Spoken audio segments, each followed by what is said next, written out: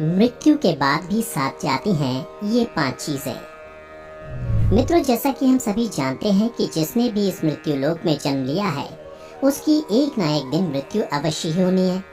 और आमतौर पर ऐसा माना जाता है कि जब किसी की मृत्यु हो जाती है तो उसके कर्म को छोड़कर उसके साथ कुछ भी नहीं जाता, परंतु ऐसा नहीं है। गरुड़ पुराण की माने तो जब किसी व्यक्ति की मृत्यु हो जाती है तो उसके मृत शरीर को जब जला दिया जाता है तब उस मृत आत्मा की यमलोक की यात्रा शुरू होती है। और इस रास्ते में उसके कर्म के साथ साथ और भी जीवन काल में की गई 4 चीजें साथ जाती हैं। यानी मृत्यु के बाद मृत आदमी के साथ 5 चीजें हमेशा उसके साथ रहती हैं। और जब उस आत्मा का पुनर्जन्म होता है तो ये 5 चीजें उचित समय आने पर आत्मा के साथ फिर नए शरीर में प्रविष्ट हो जाती हैं। तो चलिए जानते हैं कि वो 5 चीजें क्या हैं जो मृत्यु के बाद भी इंसान का पीछा नहीं छोड़ती।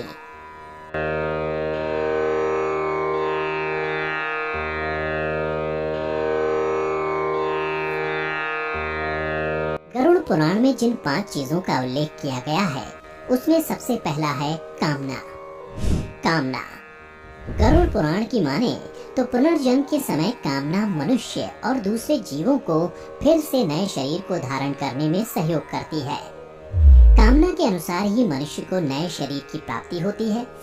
अर्थात मृत्यु के समय मनुष्य जिन जिन चीजों की कामना करता है उसके साथ मृत्यु के बाद भी चली जाती हैं। और उसी कामना की पूर्ति हेतु उस मृत आत्मा को फिर से किसी न किसी शरीर का रूप लेकर लौटना पड़ता है। इसलिए गरुड़ पुराण में कहा गया है कि मृत्यु करीब आने पर सब चीजों की इच्छा त्याग करके केवल ब्रह्म अर्थात परमेश्वर का ध्यान करना चाहिए। अगर कामना लिए चले गए तो फिर नए शरीर में लौटना पड़ेगा। कामना के बाद जो चीजें मनुष्य के साथ जाती हैं वह है वासना। गरुड़ पुराण का मानना है कि कामना वासना का ही साथी है। वासना एक ऐसी चीज है जिसका कोई अंत नहीं है। मृत्यु शैया पर भी मृत आत्मा वासना से मुक्त नहीं हो पाती है। अब सवाल उठता है कि वासना क्या है। तो मित्रों, आपको बता दूं कि सांसारिक सुख की चाहत ही वासना है, जबकि ज्यादातर लोग वासना को केवल शारीरिक इच्छा की पूर्ति मात्र समझते हैं, लेकिन ऐसा नहीं है। गरुड़ पुराण के अनुसार जो मनुष्य मरते समय भी अपने जीवन साथी, बच्चों, परिवारजनों के बारे में सोचता रहता है, साथ ही उनसे मिलने वाले सुख दुख को सोचता रहता है और अधूरी चाहतों को लेकर छटपटाता रहता है, इसी छटपटाहट में उसके प्राण निकल जाते हैं। गरुड़ पुराण में इससे जुड़ी एक कथा का भी वर्णन किया गया है, जिसके अनुसार राजा भारत की चाहत एक प्यारे हिरण के बच्चे में थी। उसे सोचते हुए राजा के प्राण निकल गए, जिसके परिणाम स्वरूप अगले जन्म में राजा भरत को स्वयं हिरण के रूप में जन्म लेना पड़ा। इसलिए कामना और वासना को मृत्यु के करीब आने पर मन पर हावी नहीं होने देना चाहिए, नहीं तो मृत्यु के समय आप जो भी चीज की इच्छा लिए प्राण त्यागते हैं, अगला जन्म उसी योनि में होना निश्चित है।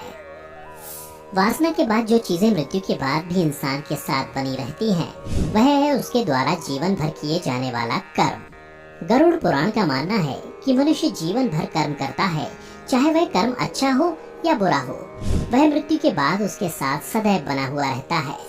गीता में भी कहा गया है कि कोई भी मनुष्य बिना कर्म किए एक पल भी नहीं रह सकता। मृत्यु करीब आने पर आत्मा शरीर द्वारा किए गए कर्मों की स्मृति को समेट लेती है। ये कर्म ही मनुष्य को परलोक में सुख और दुख देते हैं और इन्हीं के परिणाम से अगले जन्म में अच्छा बुरा फल प्राप्त होता है। श्री कृष्ण की माने तो कर्म की गति तो ऐसी है कि 7 जन्मों तक पीछा नहीं छोड़ती है, जिसका सबसे अच्छा उदाहरण महाभारत में मिलता है।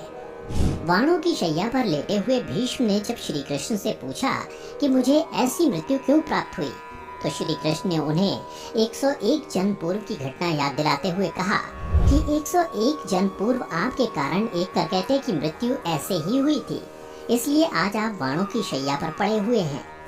इसलिए मनुष्य को चाहिए कि वह जीवन में अच्छे कर्म करे, ताकि उसे दूसरे जन्म में उसके कर्मों का अच्छा फल मिल सके।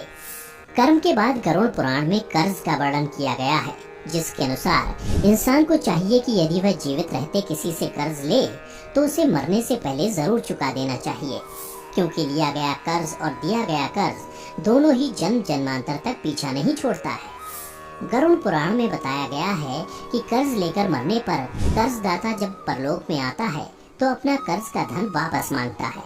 उस समय यम के दूत कर्ज लेकर मरने वाले का मांस काट कर कर्जदाता को देता है, लेकिन कर्ज का बोझ यही नहीं उतरता। अगले जन्म में भी कर्ज पीछा करता है और उसे किसी न किसी रूप में चुकाना पड़ता है। इसलिए मित्रों, यदि आपने कभी किसी से कर्ज लिया हो तो उसे मरने से पहले अवश्य ही चुका दें, ताकि अगले जन्म में आपको किसी तरह का कष्ट न उठाना पड़े।